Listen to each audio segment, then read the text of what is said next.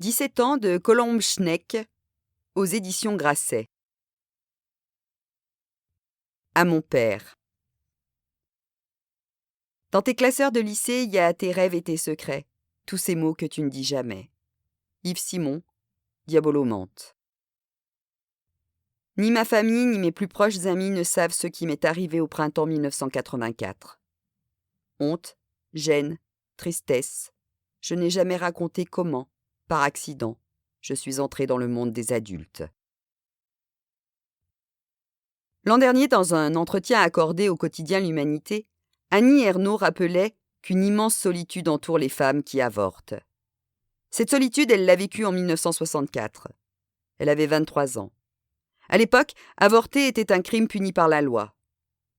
Elle dit avoir cherché dans les bibliothèques des ouvrages dans lesquels l'héroïne voulait avorter. Elle espérait découvrir une voie amie dans la littérature, n'avait rien trouvé. Dans les romans, l'héroïne était enceinte puis ne l'était plus. Le passage entre les deux états restait toujours elliptique.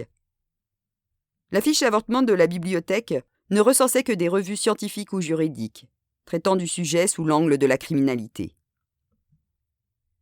J'étais rattrapée par le cul, et ce qui poussait en moi, c'était, d'une certaine manière, l'échec social. L'avortement clandestin, sa brutalité physique et morale, n'était alors l'objet que de rumeurs de quartier. Aujourd'hui, si l'avortement est inscrit dans la loi, il est toujours en marge de la littérature. Quand en 2000, Annie Ernaux publie l'événement « Le récit d'un avortement clandestin avant la loi Veil », le livre a peu de retentissement. Cette histoire dérange. Un journaliste lui assène « Votre livre me donne la nausée ». L'avortement, ce n'est pas un beau sujet de littérature. C'est une guerre que l'on traverse entre la vie et la mort, l'humiliation, l'opprobre et le regret. Non, ce n'est pas un beau sujet. J'ai entendu Annie Ernaux. Ce qu'elle dit sur le silence, la gêne, quand rien n'est gagné pour les femmes, et que pourtant, les filles ne se mobilisent pas assez.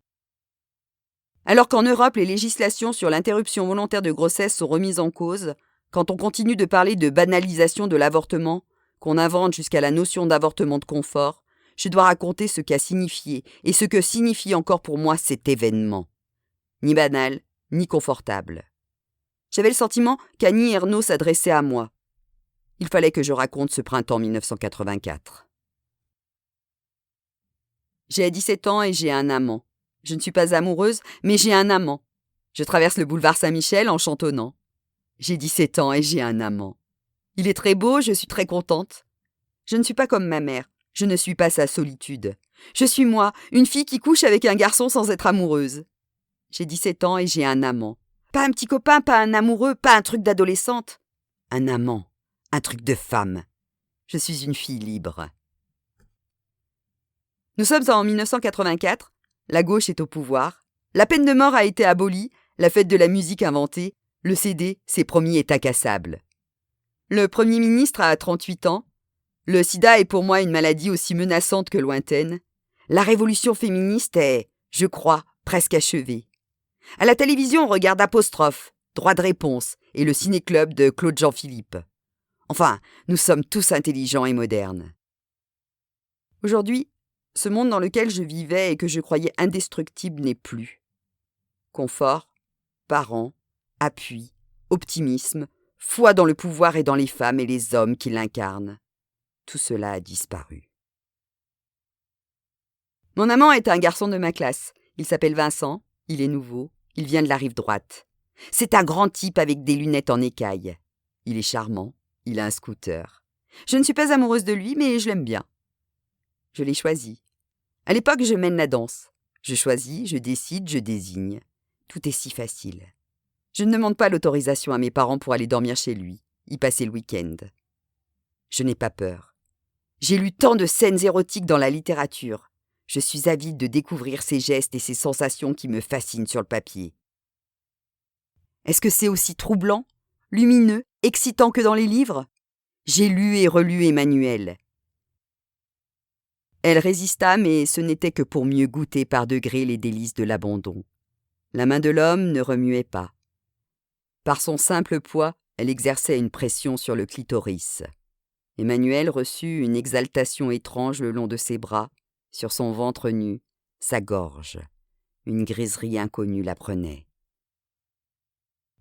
Est-ce que ce serait aussi bon? Nous n'avions pas autant d'expérience du corps de l'autre. Nous n'étions pas allongés dans des fauteuils de première d'un vol Paris-Bangkok, à peine cachés du regard de l'hôtesse. Je ne portais pas de bas de soie, de dessous en soie. La main n'était pas celle d'un inconnu, mais d'un camarade de classe. Nous étions dans le lit étroit d'un garçon de 17 ans, dans une chambre qui portait encore les traces de l'enfance. Mappemonde, affiche de Snoopy, couverture écossaise. Je ne désirais que cela, lui aussi. Je ne lui dis pas qu'il était le premier. Je ne veux pas qu'il n'ose pas, qu'il soit prudent, qu'il me croie maladroite, pudique. Il n'est que le premier d'une liste que j'espère longue. J'invente une histoire d'homme plus âgé. Il est l'inconnu de l'avion, un Américain parlant à peine français. Nous apprenons vite à nous toucher comme dans le licorne Paris-Bangkok. L'odeur du cuir en moins. Nous sommes prêts à recommencer sans jamais nous lasser. Sa peau est douce, sa peau est dure. C'est très bon. Je suis ravie. Je suis débarrassée de ma virginité. J'ai vécu comme dans un roman. Je me sens encore plus affranchie. Ce n'est qu'un début. Je suis prête à embrasser le monde entier. Et le lendemain, le premier matin, la mère de Vincent a préparé un petit déjeuner pour la nouvelle petite amie de son fils, et pour lui. Nous sommes dans cette partie du monde où un garçon et une fille couchent ensemble sous l'œil bienveillant de leurs parents. Ce printemps-là, un vendredi soir, je suis assise entre mes parents sur le canapé du salon. Nous bavardons et je leur demande. « Vous n'auriez pas un gynécologue parmi vos copains ?»« Ils sont médecins, de gauche. Ils vivent rive gauche. Ils sont ouverts, charmants, cultivés. Cette question leur semble tout à fait naturelle. Ils sont ravis que leur fille les consulte ainsi. Ils prennent cette conversation très au sérieux. À qui vont-ils confier le corps de leur fille, la sexualité de leur fille, ses seins, son sexe? Installés sur le large canapé en cuir dans un salon en rotonde claire, vaste, chaleureux, ils réfléchissent. Ma mère a un truc avec les gynécologues tunisiens. Son gynécologue, c'est le docteur Lucien Boukhara, dit Lulu, qui est aussi son ami. Cela se passe comme cela dans les années 80 à Paris, rive gauche. Ma mère en est persuadée, les meilleurs gynécologues sont tunisiens. Et ce n'est pas tout. La plupart d'entre eux ont les yeux bleus. Pour elle, c'est un signe, une preuve de leur compétence professionnelle. Je ne suis pas d'accord. Je ne veux pas de Lulu, pas du docteur Boukhara, celui qui m'a fait naître et qui vient dîner à la maison. Je ne veux pas me montrer à poil devant Lulu, non mais vous êtes dingue! Mon père a une autre idée. Il suggère que je prenne rendez-vous avec le docteur L, un Tunisien lui aussi, pour faire plaisir à ma mère. Il le connaît, c'est un médecin sérieux et doux. Il reçoit rue de l'université. Cela me va. Je prends rendez-vous, j'y vais seule. De toute façon, je n'aurai pas besoin de payer. Mes parents sont médecins et je grandis avec cette règle implicite selon laquelle on ne se fait pas payer entre médecins. Pour moi, cette gratuité concerne beaucoup de choses. Il suffit presque de vouloir, de se servir. Je suis une ignorante. Lors du premier examen, je n'ai pas le souvenir d'avoir eu peur, d'avoir eu mal. Je suis confiante, certaine que tout est pour le mieux, que tout s'arrange toujours. Amical, attentif, le docteur L prend le temps de me parler. Sur une feuille de papier, il trace au feutre quelques dessins. M'explique que je peux tomber enceinte facilement. En attendant que la pilule soit efficace, il faut qu'on fasse très attention, mon petit copain et moi. Et surtout, que je n'oublie pas de prendre la pilule tous les jours. J'ai l'impression d'être en cours de sciences naturelles. Je m'ennuie un peu. Je n'écoute pas tout. C'est simple, je veux prendre la pilule, il me faut une ordonnance. Je repars légère. Tout est si facile. Mon père m'a laissée seule pour le week-end. Il est allé marcher à Megève. Mon petit ami vient de partir. Il est rentré chez ses parents. Je me prépare un dîner. Une tartine de taramas sur du pain grillé. Tout ce que j'aime. Chez mon père, il n'y a pas de chambre d'enfant. Je couche sur une banquette recouverte d'un tapis en laine blanche et de coussins marocains. Ce soir, je m'allonge et je pleure. Ce sont des larmes que je ne connais pas. Moi qui pensais être la fille la plus heureuse du monde, assise entre mes parents sur un grand canapé en cuir confortable et tiède, je me heurte à quelque chose de dur, quelque chose que j'ignore. Ce sont des larmes nouvelles. J'en suis la seule responsable. Je pleure parce que, j'en suis sûre, je suis enceinte et je suis seule. C'est arrivé d'un seul coup et voilà que je suis éjectée de mon monde. J'entre dans un monde différent, un monde contraint où il n'est plus question de devoirs à faire, de films à voir, de copines à inviter ou à éviter, mais de vie et de mort, de ma vie, de mon avenir, de ma liberté, de ce qui se passe dans mon corps, qui peut être la vie ou rien, et dont je suis responsable. Depuis combien de semaines est-ce que je regarde le fond de ma culotte en espérant voir du sang? 1 mois, 2 mois, avril, mai, je n'arrive pas à compter, à me souvenir. Ce n'est pas possible, cela ne peut pas m'arriver à moi. Je ne fume pas, je ne bois pas, je n'aime pas sortir tard. J'aime lire. J'aime être dans un lit avec Vincent. J'y pense pendant les cours, et on passe des week-ends entiers dans ce lit étroit face au poster de Snoopy. Je ne pense qu'à cela, au plaisir, si loin de la vie de ma mère. Je crois ne pas connaître la détresse. La détresse, les tourments, c'était bien avant ma naissance, il y a très longtemps, pendant la guerre. Tout cela, je le crois alors, est révolu.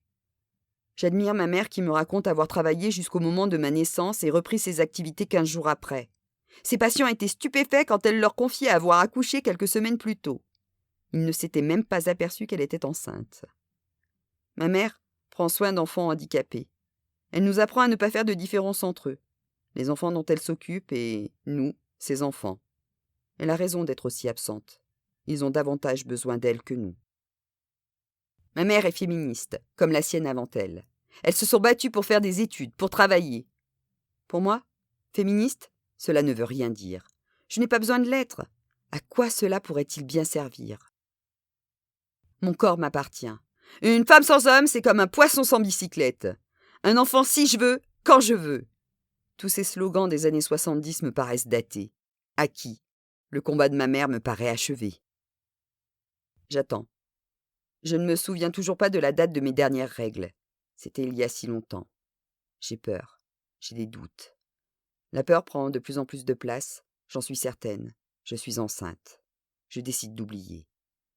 Ce n'est pas mon genre d'être enceinte, de ne pas choisir, de ne pas être libre. Je guette, je cherche des traces de sang. Rien. Ce que je suis, une fille et pas un garçon, me rattrape. On m'a élevé ainsi. Les garçons et les filles sont à égalité. Je suis aussi libre que mon frère. Ma mère est aussi libre que mon père. Je crois que c'est son choix de ne pas exercer sa liberté. C'est faux. Elle n'est pas libre, mais enfermée dans son passé. Je ne suis pas libre de faire l'amour. Je suis enceinte et je ne le veux pas. Je passe mon bac dans 1 mois. Je suis enceinte. J'ai peur. Je finis par me résigner à prendre rendez-vous avec le docteur L. J'ai un problème. Moi qui suis la fille sans problème, je dois avouer que j'ai un problème. Cela me déplaît. J'aimerais ne jamais avoir à me plaindre, rester insouciante. Raté. Le médecin me prescrit des analyses et le lendemain il me téléphone. Il voudrait que je vienne le voir dès que possible. Il s'arrangera pour me recevoir. Il est désolé. C'est exactement ce que je ne voulais pas qu'il t'arrive. Moi aussi, je suis désolée. Je suis enceinte et je ne sais même pas depuis quand. Il m'interroge, mais je n'ai rien à lui dire. Je n'ai pas d'explication, pas d'excuse. Il a l'air ennuyé comme si c'était aussi son échec. Il faut que tu me dises clairement ce que tu veux. Là, je sais. Je veux une IVG. Avec Vincent, je suis rapide. Je vais à l'essentiel. Je ne veux pas partager la peur de ce qui se passe en moi, de ce qui pourrait advenir. Un enfant dont il est le père. Il n'y a pas d'enfant. Il n'est pas un futur père. Je suis enceinte, c'est ma faute. Je le lui dis pour qu'il soit informé, parce que nous passons du temps ensemble, que nous nous amusons, explorons ce qui est possible avec nos corps, et que cela a eu cette conséquence. Je ne lui dis pas que j'ai pleuré et que je pleure encore, que désormais je fais semblant d'être là, avec lui, dans nos jeux d'adolescents, alors que j'ai rejoint un monde plus lourd. Je n'ai aucun doute. Il n'y a pas d'hésitation à avoir. Il n'y a pas d'enfant à venir. Nous sommes des lycéens, nous allons passer notre baccalauréat, nous inscrire à la fac, avoir 18 ans, partir en vacances et en rentrant, nous aurons notre vie adulte à construire. Il m'écoute sans rien dire. Et si on le gardait, je ne lui laisse même pas me poser la question. Le garder, ce serait renoncer.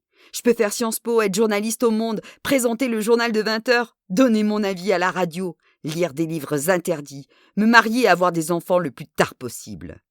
Je ne souhaite qu'une chose, continuer comme avant, quand je ne pleurais pas seule dans mon lit, quand mes seuls vrais tourments concernaient le silence et la tristesse de ma mère, son enfance pendant la guerre, seule dans un couvent, le froid, l'abandon. Moi, je n'avais que les soucis bénins d'une adolescente, ses rêves de liberté et d'ambition. Il y a pour la première fois quelque chose de lourd qui rétrécit ce que je suis. J'annonce la nouvelle à mes parents avec la même désinvolture qu'il y a quelques mois. Mais j'ai l'impression déjà d'un autre temps, quand je leur demandais conseil sur les débuts de ma vie sexuelle, assis entre eux dans le profond canapé en cuir marron du salon. Sauf que cette fois, la désinvolture n'est qu'un maquillage. Mes parents ne m'ont pas jugé, ils n'ont pas haussé le ton, ils ne m'ont fait aucun reproche. Ce n'est pas une nouvelle qu'ils avaient envie d'entendre, ils aimaient que je leur raconte mes exploits scolaires, mon parcours de petite fille qui se construit pour leur plaire. Je me vois encore à 8 ans assise dans un fauteuil en cuir camel dessiné par Marcel Breuer, face au bureau de mon père, une sobre et épaisse plaque de verre. Je peux décrire exactement le regard ébahi de mon père quand je lui explique que je suis en train d'écrire une biographie de Napoléon. En fait, je me contente de recopier un livre qui raconte l'enfance du Corse.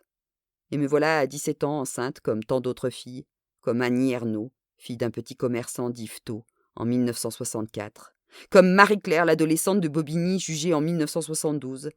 Je suis rattrapée par ma condition de fille. Je ne suis plus celle qui s'échappe en écrivant la biographie de Napoléon, en lisant 5 fois de suite, l'été de mes 11 ans, l'autobiographie de Lorraine Bacal. Je suis une fille normale. Mon père m'invite avec Vincent à déjeuner à la Closerie des Lilas. 3 fois par semaine, il déjeune dans cette brasserie, idéalement située sur le chemin de l'école. Mon père est cet homme qui reçoit, conseille, aide, séduit, donne, fait rire. Il porte des pullovers vieux roses, des pantalons rouille kaki clair, des chemises sans col fabriquées sur mesure chez Arnis. Il sent bon l'eau de toilette à la lavande, pour un homme de Caron. Il est chauve, pas très grand, il a une moustache, des lunettes rondes en métal. Mon père est très généreux et très aimé. Il dit à ses enfants. Les parents doivent tout à leurs enfants. Les enfants ne leur doivent rien. À la Closerie des Lilas, il invite à déjeuner de jeunes confrères, leur prodigue conseil et soutien. Il est enthousiaste devant les rêves des autres, devant les miens. Pour lui, je peux tout faire. Être danseuse, ministre, journaliste, cavalière, séductrice, lectrice. Je lui avoue ma dernière ambition. Depuis que j'ai entendu Nicole Lise Bernheim raconter sa vie de voyageuse pendant l'émission Apostrophe, je veux être la correspondante du journal Le Monde à New York. Il approuve. Il répète, on ne parle pas des choses qui fâchent. Ce jour-là, il n'a pas le choix. On parle de l'avortement. Il n'y a ni leçon de morale, ni remontrance. Simplement, il nous dit que c'est le genre de choses qui rend la vie plus difficile après. Je ne l'écoute pas vraiment. Je ne veux pas savoir que c'est grave. Les problèmes, dans cette vie d'alors, partent aussi vite qu'ils sont arrivés. Je veux me persuader qu'il suffit de peindre cette première fissure en blanc, qu'elle disparaîtra. Je ne le dis pas à mes amis, je les connais pourtant depuis la maternelle. Il y a quelque chose de l'ordre de la honte d'avoir été si bête. On m'accuse de désinvolture. On a raison. Les critiques les plus acerbes sont les plus justes. Dans son discours de novembre 1974 à l'Assemblée nationale, Simone Veil l'explique. Malgré la contraception, un accident est possible. La pilule, je l'avais, mais je ne l'ai pas prise consciencieusement. Je n'ai pas fait attention. Est-ce que j'ai le droit de me donner l'excuse d'un accident ? J'étais si insouciante. J'avais un corps de femme, c'était nouveau. Je ne savais pas encore que ce corps limite geste, mouvement, liberté. Impose des règles. Il ne vous appartient pas entièrement, peut devenir celui d'un autre. Je me suis sentie trahie par lui. Il m'a dépossédée de ma liberté. Je passe mon baccalauréat enceinte, personne ne le sait. Même moi, je crois que j'ai oublié. Je prends le RER en direction de la maison des examens à Arcueil. Sur le quai de la station Port-Royal, je regarde les autres. Ils ont mon âge. Ils vont passer le même examen. Ils sont tendus. Certains rient nerveusement, fument, s'agitent. Moi, non. Pourtant, je suis comme eux. Une adolescente qui lit tout le temps, ne fume pas, ne boit pas d'alcool, se couche tôt, mange des fruits et des légumes, cuisine des pizzas et des gâteaux au chocolat pour ses amis, porte des chemises en Liberty de chez Cacharel.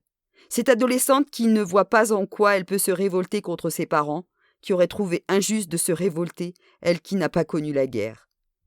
Je ne veux pas que mes parents s'inquiètent pour moi. Je ne veux leur causer aucun souci, ni me plaindre auprès d'eux. Je veux être toujours propre, parfaite, enjouée. Aujourd'hui, c'est raté.